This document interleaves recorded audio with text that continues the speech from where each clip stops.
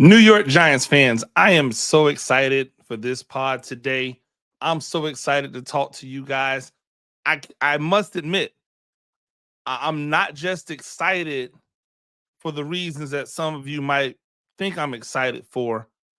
I'm excited because I'm wondering what you think about things. Number one, you don't have to worry about your team going winless at home this year. Number two, all the people who said that Brian Dable didn't know how to scheme up things. Well, number three, anybody questioning whether or not there are weapons on the team. Well, I have one legitimate question. Only one. Is this win for the Giants a dream of what could be, or is it a nightmare from what it is? I'm Coach Gene Clemons, and I have a Giant issue. 3, 2, 1.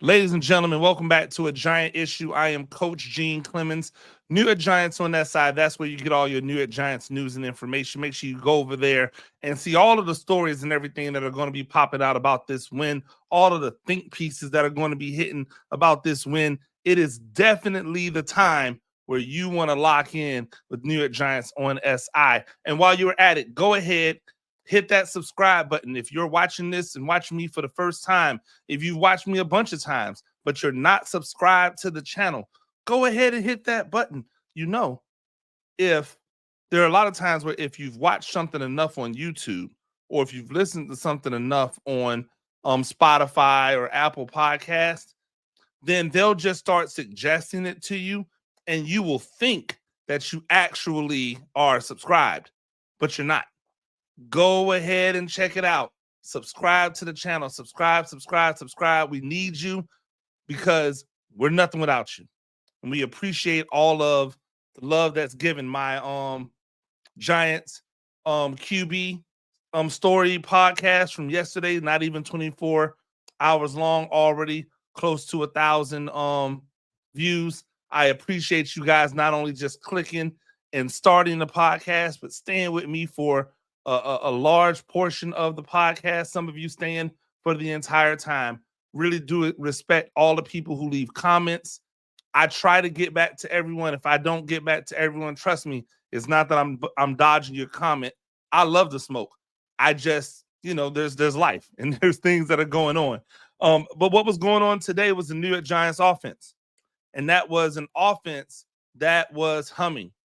Drew Lock, for everything that we've said about Drew Lock, for everything that I've said about Drew Lock, saying that he was in on the fix, that he was in on the tank. Part of that was tongue-in-cheek, right? Because the tanking is what you guys want, what many of you guys want. I won't say all of you, but what many of you guys want. The tank was what a lot of you wanted to happen.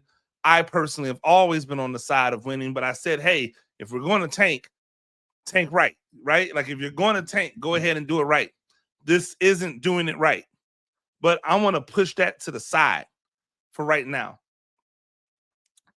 I want to focus on what could be, right? And while I'm at it, let me make sure I let you guys know that starting at the beginning of January, I am going to start pre-sales for my Giants only draft guide. That's right. I am creating a Giants only draft guide. If any of you are familiar with the industry standard football draft guide done by my guy Emery Hunt, I am going to be creating a Giants only draft guide. That is a draft guide that is set up and tailored to the needs and the specifications for the New York Giants as I see them with the way the team is constructed right now.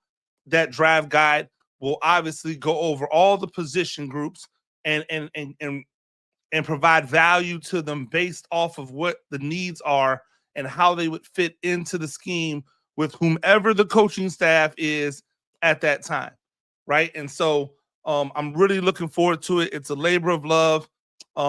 obviously, I'm hoping you guys will go ahead and make a purchase on that.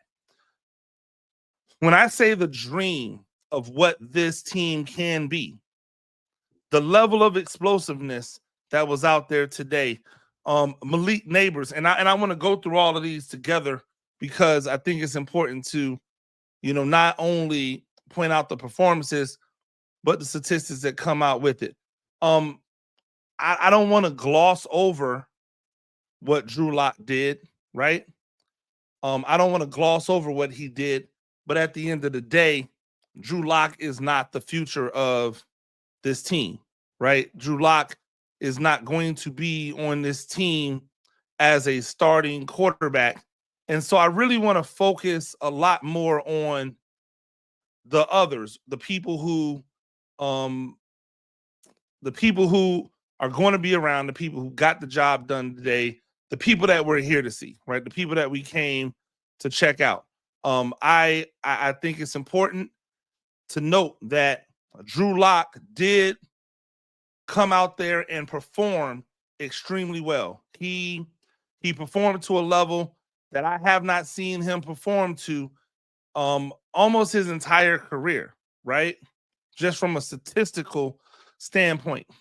But the great thing about this game is what the weapons were able to do,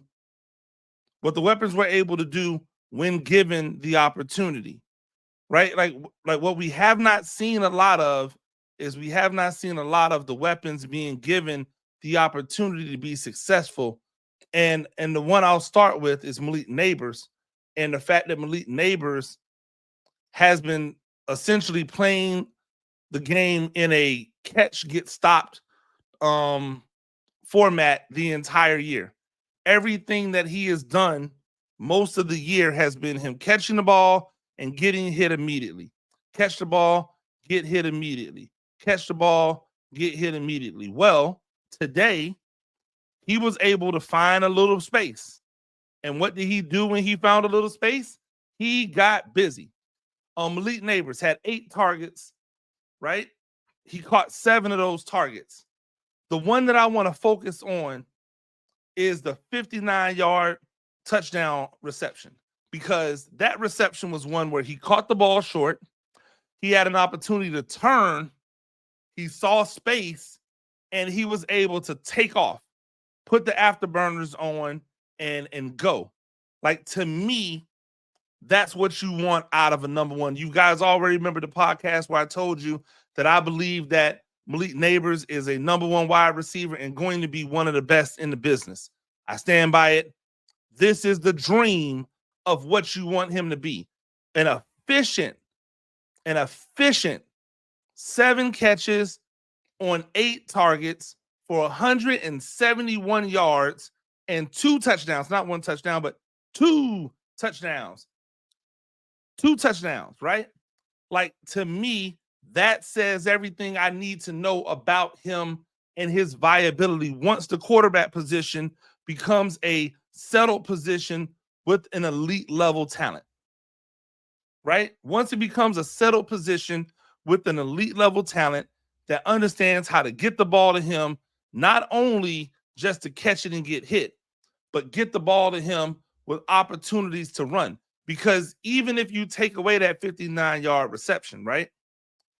Even if you take away the 59-yard reception, he still had 112 yards on 6 receptions. For the season, he has averaged less than 10 yards per reception. Even though he was pushing 100 receptions, he averaged less than 10 yards per reception.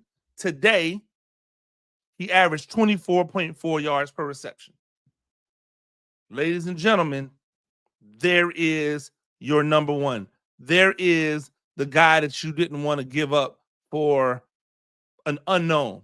There is a guy who is going to be the face of your receiving core, the face of your offense, the flash of your offense if it's not the face of your offense, the highlight reel of your offense if it's not the face of your offense. Like his ability to catch the ball, his ability to be unflappable, his ability to just continue to show up, his toughness, right? His swagger, can't beat it. On the other side, or excuse me, right next to him, Wan'Dale Robinson, who has quietly had a really awesome season for him as well.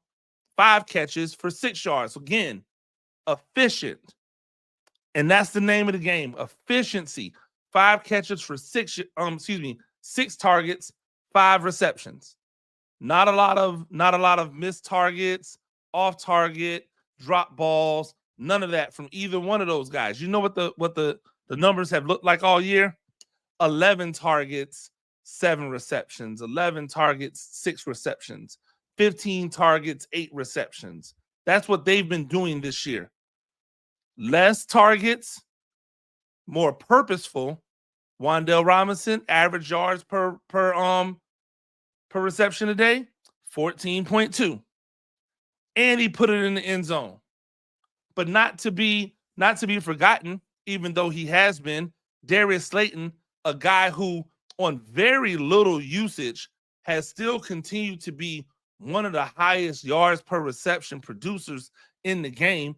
Darius Slayton had 1 catch for a 32-yard touchdown.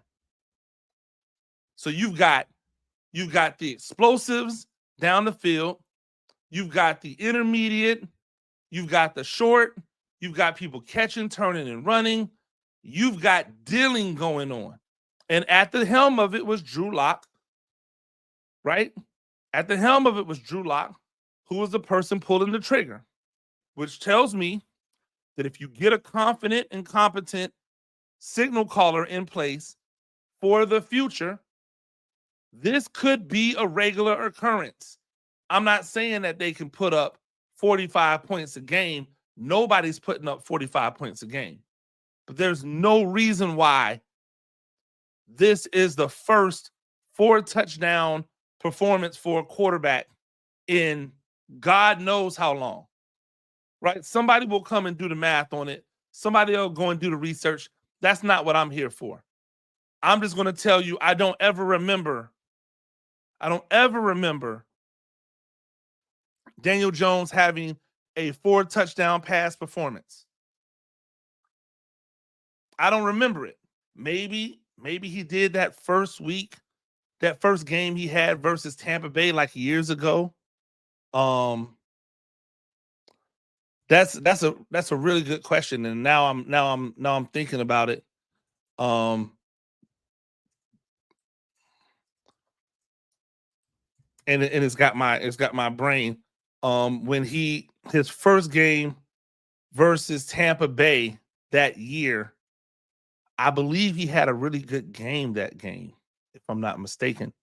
And that set up all of the hoopla over him and what people thought that he could be. And unfortunately, that never materialized for him to be that dude, right? Nope, I was wrong. It wasn't that Buccaneers game. So Daniel Jones had some multi-touchdown games. He had 4 touchdowns, 1, 2, and 5 passing touchdowns his first season in the league.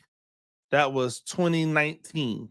So he had 3 games where he threw for 4 or more touchdowns in. By the way, that year he had 24 touchdowns.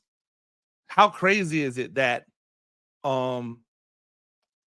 that 14 of the touchdowns, 13 of the touchdowns, excuse me, that 13 of his 24 touchdowns came in 3 games.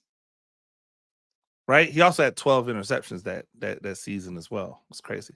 And we remember the fumbles and all that too. But that year he had 4. 2020, that was 2019 when he had 3 games of 4 or more touchdowns. 2020, no 4 touchdowns. 2021, no 4 touchdown games. 2022, no 4 touchdown games. Not even a 3 touchdown game in those years, by the way. 21 and 22. 2023, obviously a short and abbreviated season, but no 4 or 3 touchdown games. And then obviously this year, he didn't put up numbers that would make you believe he was capable of that again. 5 straight years in the league, right? 5 straight years in the league where he does not throw for 4 touchdowns.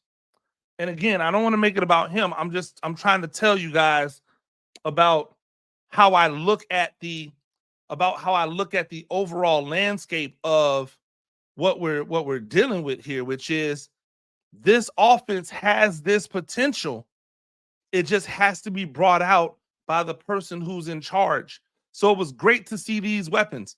By the way, did anybody happen to notice how much Drew Lock was sacked?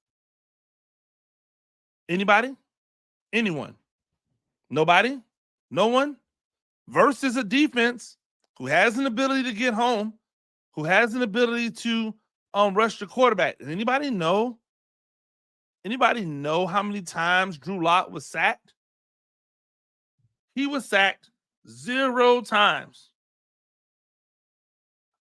Right? He was sacked 0 times. I can't believe I'm saying this, but like a lot of y'all be making a lot out of when a dude gives up 1 sack. But nobody, I guarantee you, nobody will bring up the fact that Drew Lock was clean throughout the game. Did he get pressures? Obviously, of course, everybody gets pressured, right? But no sacks. And nobody will go, hey, shout out to Evan Neal on the right side for not giving up any sacks. Shout out to the backups who were in at other positions, not giving up any sacks. There's only 2 starters on the field, right? There were only 2 starters on the field at offensive line. If you consider the fact that Evan Neal wasn't originally a starter, there's only 2 starters on the field. And yet they gave up no sacks. Crazy, amazing, whatever you want to call it, right? All of the things. That's not lost on me. That is not something that I take lightly. I look at that and I go, this is what this offense can be. And that's why you get excited. That's why you get hype. Yo, this offensive line has an ability to do this, and they can be better because they're not even at full strength. They can be better because you can bring in more assets on the offensive line. They can be better because if you wanted to play a little shuffle game and you put certain pieces in other places, you actually are going to get a better product, right? If Jermaine Illuminor is your your right tackle for the next 3 years, right? When Andrew Thomas comes back next year, what do you do with Evan Neal? You move him inside. And now and I don't think you move him inside, put him on the right side. I think you move him inside, put him on the left. And you put him next to Thomas. And now you form one of the best run blocking tandems right next to each other in the NFL. And you run it left a lot, right? You take the more athletic, if you will, or the smaller moving type of guy, put him to the right. Van Roten goes to the bench as your backup center guard guy. You draft another tackle to come in to learn to be your swing tackle. You know that you can put Evan Neal at tackle if necessary. Jake Kubis came in. He's played darn good. He might be an answer as your backup guard. And now all of a sudden, your depth is better. This is the dream of what the team could be offensively. Defensively, there's still problems. And that's why I don't understand all of this talk about, oh, watch them go out and get T. Higgins. T. Higgins doesn't help them keep the Colts from putting up 33 points, which what should have been 40-something points if Joe Flacco doesn't throw 2 interceptions, because they couldn't stop them from throwing the ball. They couldn't stop them from running the ball. This defense has issues. You got to bring more people and put them in place. Yes, I know that they're missing people, but they were giving up the booty before they were missing people. All of that's to say, are you happy about this win? Are you excited about the future when you see this win? Or is the only thing that you're thinking about is the fact that this team just let everybody else come back to them in terms of the number 1 pick in the draft, right? Is that the only thing that you're thinking about now as you look at this win? Are you not enjoying the win? Right? Like, are you enjoying the win, or are you sad? Is this a nightmare scenario?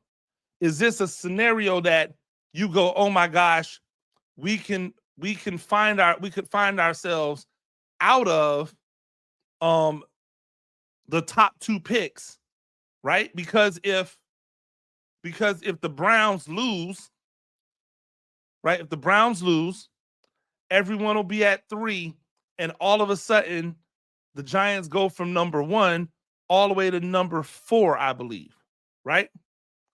So are you excited? Are you thinking about this and saying this is the dream? Or are you thinking about this and saying this is the nightmare scenario? The Giants don't even know how to lose correctly. And not for nothing, even as I talk right now, there are people on X talking about some Giants win, blow the first pick. The Giants win, blows the first pick. Yo, sometimes you've got to think about tomorrow. And you've got to live in today. Tonight, this afternoon, Giants fans, rejoice. Have a good time. Enjoy yourselves. Enjoy this win. Think about the future of what this receiving core can be at full strength. Think about what this offensive line could be at full strength. Think about what happens when you add another quarterback, either through the draft because you drafted your guy, or adding a veteran because you fell out of the top 2, and now you said, well, unless one of those 2 falls to us, it's not going to make any sense for us to draft a quarterback high.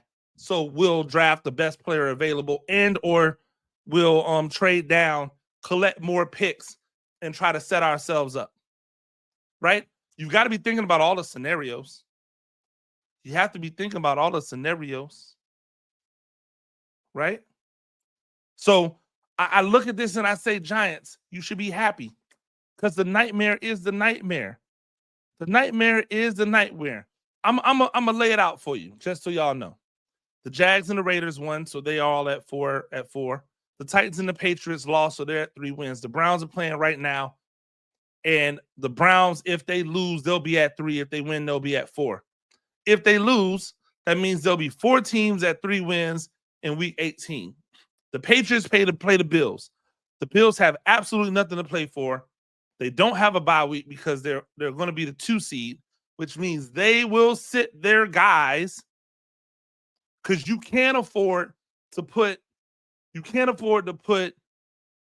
Josh Allen out there and have him get banged up going into the playoffs, where a lot of these teams they're going to face a really good team in the first round of the playoffs, right? So that's got to happen. That means the Pats have a chance to win that game. Now, the Pats will probably not want to win that game, but if the Patriots don't win that game and they end up with 3, they have a quarterback already. They have a quarterback already. So they will not be looking to take a quarterback, and there's no chance, there's no guarantee that whomever that is behind those top 4 teams that have 3 losses, there's no guarantee that they have enough ammunition that would make the Patriots want to give up whomever they think they can get with that top pick or with one of those top picks. So now that comes down to 3, right? Well, the Browns, they play the Ravens. The Ravens don't have anything to play for.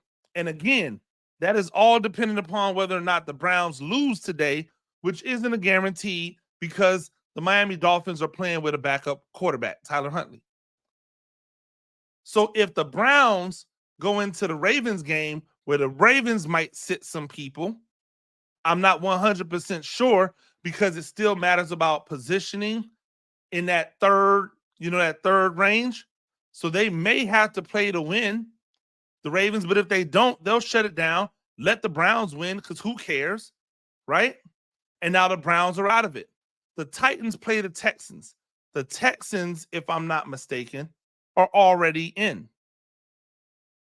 The Texans are already in. They don't have anything to play for. They have a bunch of injuries. Now, they might want to play to try to keep their guys fresh. Who knows? But the Titans have a team that's good enough. If they don't turn the ball over, they can win. New York is playing Philly, and Saquon Barkley, who is already over 2,000 yards. I know it's a nightmare there for sure. Already over 2,000 yards, which means he did it in 16 games, right? We'll have a chance to go after Eric Dickerson's record. I don't know if they're going to sit him down. They're already playing with backup quarterbacks, so you won't see Jalen Hurts next week. But you'll probably see Barkley. And Philly may go out there to try to get him the record. And if they do, then there's a good chance they might win that game. Ladies and gentlemen, the road to the first pick is still there. The road to a top 2 pick is still there, but now it's just a much more difficult run. It's a much more difficult road. But I like to see competitive football. I was geeked watching the Giants go up and down the field with the Colts. Y'all didn't find that like entertaining? Them just going back and forth like touchdown for touchdown at one point in the game? I was thoroughly entertained. And that's what I want to be in a football game. I want to be entertained. I want to win, but I want to be entertained if I don't win. You got both today, Giants fans. So rejoice. Yes. Would you have preferred a loss? Yes. Some of you were really rooting for the Colts to come down and drive down and kick the field goal that would have gave them the lead, and then the Giants shut it down and not do anything. A lot of you were mad, or excuse me, were saying this was smart and dumb when Brian Dable went for it on 4th down and didn't get it with a 7-point lead. Y'all were like, oh, this is smart, but this is dumb, but it might actually work out for us. Y'all can't have it both ways. You can't criticize someone for doing the thing that you really want them to do, which is lose, and then go, oh, well, you won? That was stupid. He can't win. Just enjoy this. Because the dream of what could be in 2025 is so much more fun than the nightmare of what you think might happen with the rest of 2024. Ladies and gentlemen, that's all the time I have today. New York Giants on SI. That's where you get all of your New York Giants news and information. Make sure you go over there, check everything out. Make sure that you come over to the New York Giants on SI YouTube channel. That's where you are right now, by the way. Make sure that you hit that subscribe button. Subscribe. Tell 3 people that you know that are Giants fans. Say, hey, 3 people that I know. Y'all should really listen to this podcast. It's called The Giant Issue. It's on New York Giants on SI. Go subscribe there. And before I know it, I'll look up and we'll not only be at 2,000 subscribers, we'll be at 3,000 and 4,000 and 5,000. I have big, big, big goals for this channel and for this podcast. I'm really looking forward to what it can be as we continue to grow together, right? As we continue to grow together, I'm really looking forward to what this can be. Until next time, I'm Coach Gene Clemons, and I've got a giant issue.